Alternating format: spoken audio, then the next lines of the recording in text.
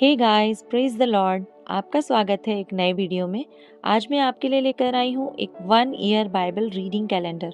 अगर आप अपनी बाइबल को रोज़ नहीं पढ़ पाते हैं और आप कभी भी अपनी बाइबल कंप्लीट नहीं कर पाए हैं तो ये वीडियो आपके लिए है। इसमें ओल्ड टेस्टमेंट और न्यू टेस्टमेंट के सभी चैप्टर्स को इस तरह से लिया गया है कि आप 1 ईयर में अपनी पूरी बाइबल कंप्लीट कर पाएंगे। ये ऑडियो फॉर्मेट है, इसके साथ आप अपनी बाइबल को ओपन करके रीड कर सकते हैं। डे 1 से लेकर डे 365 तक के सभी चैप्टर्स मैं आपके लिए लेकर आई हूँ। डे 365 पर आप अपनी पूरी बाइबल कंप्लीट कर पाएंगे, इसलिए आप इसके द्वारा आशीषित हों।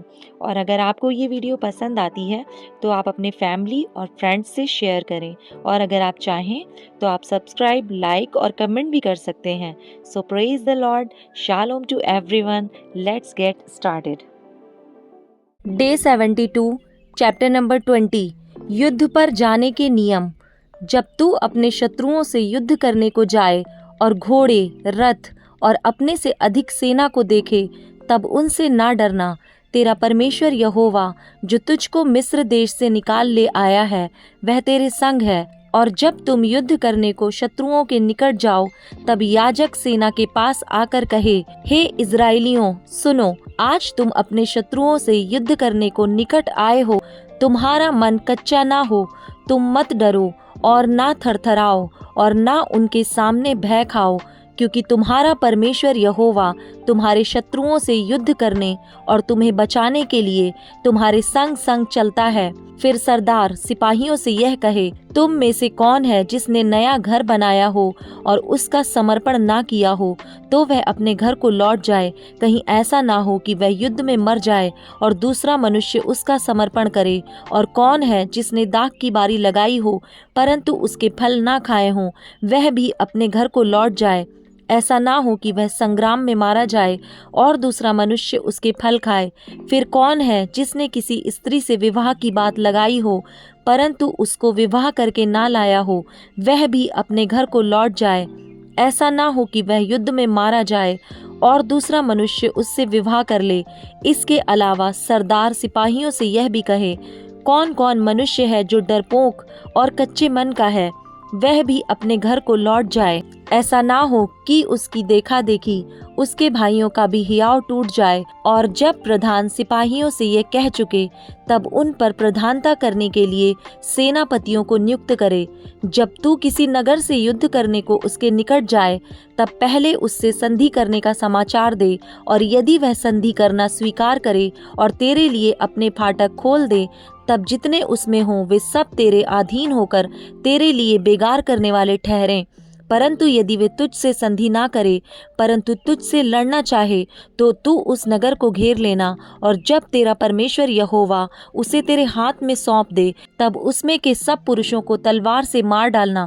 परंतु स्त्रियां और बाल बच्चे और पशु आदि जितनी लूट उस नगर में हो, उसे अपने लिए रख लेना। और तेरे शत्रुओं की लूट जो तेरा परमेश्वर यहोवा तुझे दे, उसे काम में लाना। इस प्रकार उन नगरों से करना जो तुझ से बहुत दूर हैं और जो यहाँ की जातियों के नगर नहीं हैं, परंतु जो नगर इन लोगों के हैं जिनका अधिकारी तेरा परमेश्वर यहोवा तुझको ठहराने पर है। उनमें से किसी प्राणी को जीवित न रख छोड़ना, परंतु उनका अवश्य सत्यानाश करना, अर्थात हित्तियों, एमोरियों, कनानियों, परिज्जियों, हिब्बियों और यबूसियों को, जैसे कि तेरे परमेश्वर यहोवा ने तुझे आज्ञा दी है।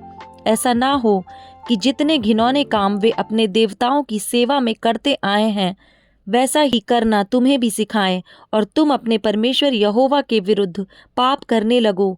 जब तू युद्ध करते हुए किसी नगर को जीतने के लिए उसे बहुत दिनों तक घेरे रहे, तब उसके वृक्षों पर कुल्हाड़ी चलाकर उन्हें नष्ट ना करना, क्योंकि उनके फल तेरे खाने के काम आएंगे, इसलिए उन्हें ना काटना।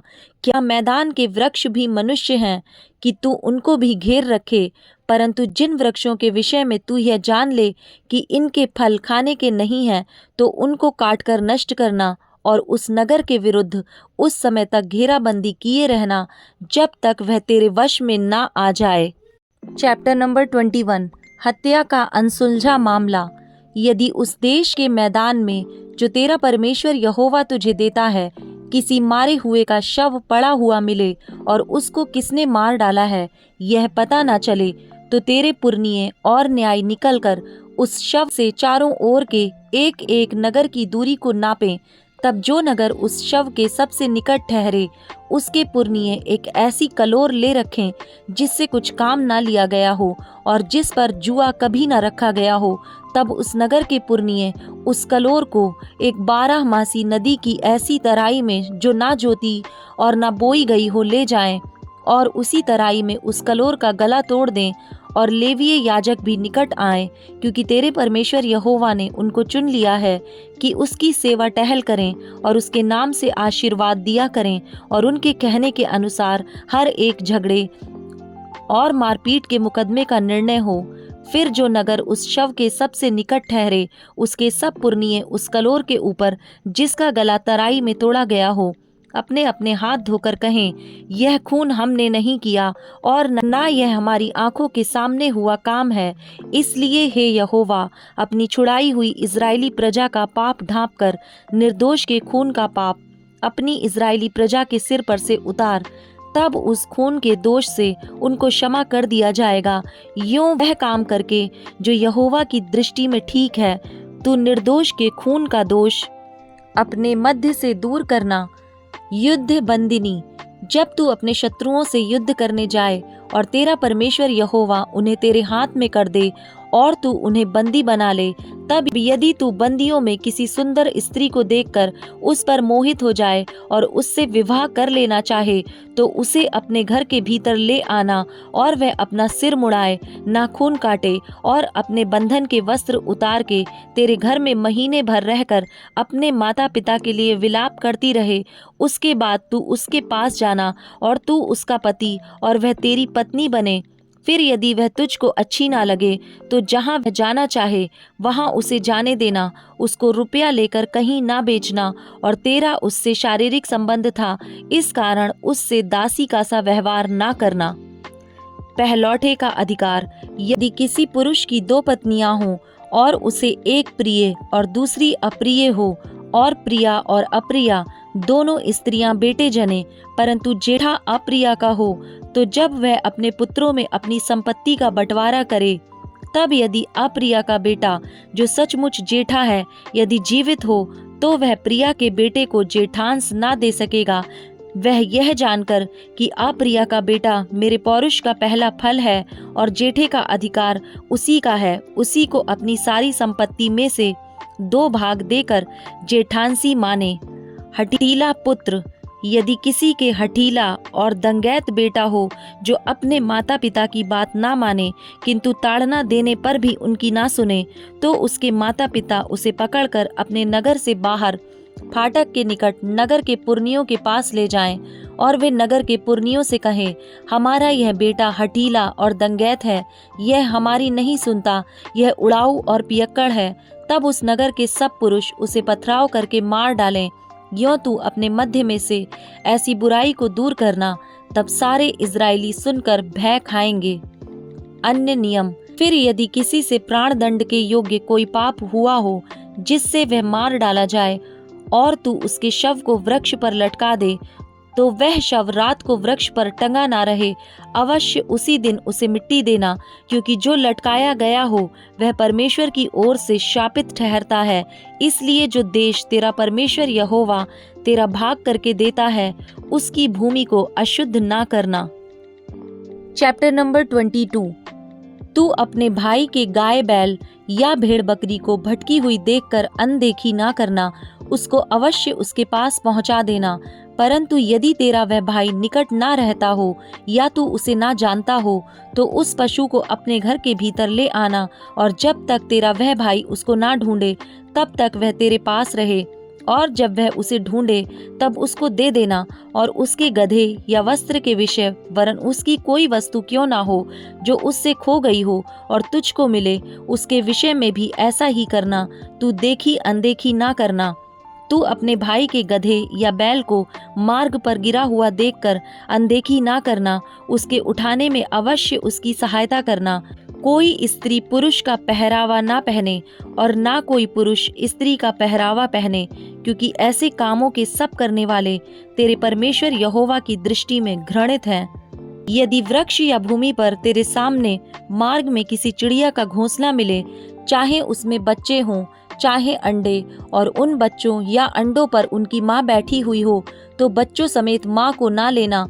बच्चों को अपने लिए ले तो ले, परंतु माँ को अवश्य छोड़ देना, इसलिए कि तेरा भला हो और तेरी आयु के दिन बहुत हों। जब तू नया घर बनाए तब उसकी छत पर आड़ के लिए मुंडेर बनाना। ऐसा ना हो कि कोई छत पर से गिर पड़े और तू अपने घराने पर खून का दोष लगाए।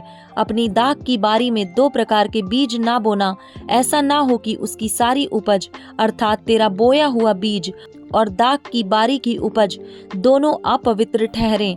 बैल और गधा दोनों संग जोतकर हल ना चलाना। ऊन और सनी की मिलावट से बना हुआ वस्त्र ना पहनना। अपने ओढ़ने के चारों ओर की कोर पर झालर लगाया करना। नैतिकता के नियम। यदि कोई पुरुष किसी स्त्री से विवाह करे और उसके पास जाने के समय वह उसको अप्रिय लगे और वह उस स्त्री की नामधराई करे और यह कहकर उस पर कुकर्म का दोष लगाए, इस स्त्री से मैंने विवाह किया, और जब उससे संगति की तब उसमें कुंवारी अवस्था के लक्षण ना पाए, तो उस कन्या के माता पिता उसके कुंवारीपन के चिन्ह लेकर नगर के वृद्ध लोगों के पास फाटक के बाहर जाएं, और उस कन्या का पिता वृद्ध लोगों से कहे, मैंने अपनी बेटी इस पुरुष को ब्याह दी और वह उसको अप्रिय लगती है, और वह तो यह कहकर उस पर कुकर्म का दोष लगाता है कि मैंने तेरी बेटी में कुंवारीपन के लक्षण नहीं पाए, परंतु मेरी बेटी के कुंवारीपन के चिन्ह ये हैं। तब उसके माता पिता नगर के वृद्ध लोगों के सामने उस चद्दर को फैलाएं। तब नगर के पुरनिये उस पुरुष को पकड़कर ताड़ना दें और उस पर 100 शेकेल रुपए का दंड भी लगाकर उस कन्या के पिता को दें, इसलिए कि उसने एक इजरायली कन्या की नामधराई की है और वह उसी की पत्नी बनी रहे, और वह जीवन भर उस स्त्री को त्यागने ना पाए। परंतु यदि उस कन्या के कुंवारीपन के चिन्ह पाए ना जाएं और उस पुरुष की बात सच ठहरे, तो वे उस कन्या को उसके पिता के घर के द्वार पर ले जाएं और उस नगर के पुरुष उस पर पथराव करके मार डालें। उसने तो अपने पिता के घर में वैश्या का काम करके बुराई की है। यूं तू अपने मध्य में से ऐसी बुराई को दूर करना। यदि कोई पुरुष दूसरे पुरुष से ब्याही हुई स्त्री के संग सोता हुआ पकड़ा जाए, तो जो पुरुष उस स्त्री के संग सोया हो वह और वह स्त्री दोनों मार डाले जाएं। इस प्रकार तू ऐसी बुराई को इज़राइल में से दूर करना। यदि किसी कुंवारी कन्या के विवाह की बात लगी हो और कोई दूसरा पुरुष उसे नगर में पाकर उससे कुकर्म करे, तो तुम उन दोनों को उस नगर के फाटक के बाहर ले जाकर उन पर पथराव करके मार डालना।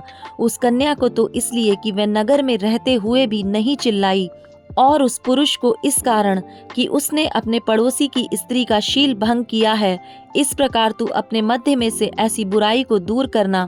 परंतु यदि कोई पुरुष किसी कन्या को जिसके विवाह की बात लगी हो मैदान में पाकर बरबस उससे कुकर्म करे, तो केवल वह पुरुष मार डाला जाए जिसने उससे कुकर्म किया हो, और उस कन्या से कुछ ना करना। उस कन्या का पाप प्राण दंड के योग्य नहीं, क्योंकि जैसे कोई अपने पड़ोसी पर चढ़ाई करके उसे मार डाले, वैसी ही यह बात भी ठहरेगी कि उस पुरुष ने उस कन्या को मैदान में पाया और वह चिल्लाई तो सही, परंतु उसको कोई बचाने वाला ना मिला। यदि किसी पुरुष को कोई कुंवारी कन्या मिले जिसके विवाह की बात ना लगी हो और वह उसे पकड़कर उसके साथ कुकर्म करे और वे पकड़े जाएं, तो जिस पुरुष ने उससे कुकर्म किया हो वह उस कन्या के पिता को 50 शेकेल रूपा दे और वह उसी की पत्नी हो। उसने उसका शील भंग किया, इस कारण वह जीवन भर उसे ना त्यागने पाए। कोई अपनी सौतेली माता को अपनी स्त्री ना बनाए, वह अपने पिता का ओढ़ना ना उघाड़े। Mark chapter 14 verse number 26 to 50। फिर वे भजन गाकर बाहर जैतून के पहाड़ पर गए। पतरस के इनकार की भविष्यवाणी। तब यीशु ने उनसे कहा, तुम सब ठोकर खाओगे, क्योंकि लिखा है, मैं रखवाले को मारूंगा और भेड़ें तितर बितर हो जाएंगी। परंतु मैं अपने जी उठने के बाद तुमसे पहले गलील को जाऊंगा। पतरस ने उससे कहा, यदि सब ठोकर खाएं तो खाएं, पर मैं ठोकर नहीं खाऊंगा। यीशु ने उससे कहा, मैं तुझसे सच कहता हूँ कि आज ही इसी रात को मुर्ग के 2 बार बांग देने से पहले तू 3 बार मुझसे मुकर जाएगा। पर उसने और भी जोर देकर कहा, यदि मुझे तेरे साथ मरना भी पड़े तो भी मैं तेरा इनकार कभी ना करूंगा। इसी प्रकार और सब ने भी कहा। गतसमनी में प्रार्थना। फिर वे गतसमनी नामक एक जगह में आए और उसने अपने चेलों से कहा, यहाँ बैठे रहो जब तक मैं प्रार्थना करूं। और वह पतरस और याकूब और यूहन्ना को अपने साथ ले गया और बहुत ही अधीर और व्याकुल होने लगा और उनसे कहा, मेरा मन बहुत उदास है, यहाँ तक कि मैं मरने पर हूँ। तुम यहाँ ठहरो और जागते रहो। फिर वह थोड़ा आगे बढ़ा और भूमि पर गिरकर प्रार्थना करने लगा कि यदि हो सके तो यह घड़ी मुझ पर से टल जाए, और कहा, हे अब्बा, हे पिता, तुझसे सब कुछ हो सकता है। इस कटोरे को मेरे पास से हटा ले, तो भी जैसा मैं चाहता हूँ वैसा नहीं, पर जो तू चाहता है वही हो। फिर वह आया और उन्हें सोते पाकर पतरस से कहा, हे शमौन, तू सो रहा है, क्या तू एक घड़ी भी ना जाग सका? जागते और प्रार्थना करते रहो कि तुम परीक्षा में ना पड़ो। आत्मा तो तैयार है पर शरीर दुर्बल है। और वह फिर चला गया और उन्हीं शब्दों में प्रार्थना की। फिर आकर उन्हें सोते पाया, क्योंकि उनकी आंखें नींद से भरी थीं और नहीं जानते थे कि उसे क्या उत्तर दें। फिर तीसरी बार आकर उनसे कहा, अब सोते रहो और विश्राम करो, बस घड़ी आ पहुंची। देखो, मनुष्य का पुत्र पापियों के हाथ पकड़वाया जाता है। उठो चलें, देखो मेरा पकड़वाने वाला निकट आ पहुंचा है। यीशु का धोखे से पकड़ा जाना। वह यह कह ही रहा था कि यहूदा, जो 12 में से एक था, अपने साथ प्रधान याजकों और शास्त्रियों और पुरनियों की ओर से एक बड़ी भीड़ लेकर तुरंत आ पहुंचा, जो तलवारें और लाठियां लिए थीं। उसके पकड़वाने वाले ने उन्हें यह पता दिया था कि जिसको मैं चूमूं वही है, उसे पकड़कर यत्न से ले जाना। वह आया और तुरंत उसके पास जाकर कहा, हे रब्बी, और उसको बहुत चूमा। तब उन्होंने उस पर हाथ डालकर उसे पकड़ लिया। उनमें से जो पास खड़े थे, एक ने तलवार खींचकर महायाजक के दास पर चलाई और उसका कान उड़ा दिया। यीशु ने उनसे कहा, क्या तुम डाकू जानकर मुझे पकड़ने के लिए तलवारें और लाठियां लेकर निकले हो? मैं तो हर दिन मंदिर में तुम्हारे साथ रहकर उपदेश दिया करता था, और तब तुमने मुझे ना पकड़ा, परंतु यह इसलिए हुआ कि पवित्र शास्त्र की बातें पूरी हों। इस पर सब चेले उसे छोड़कर भाग गए।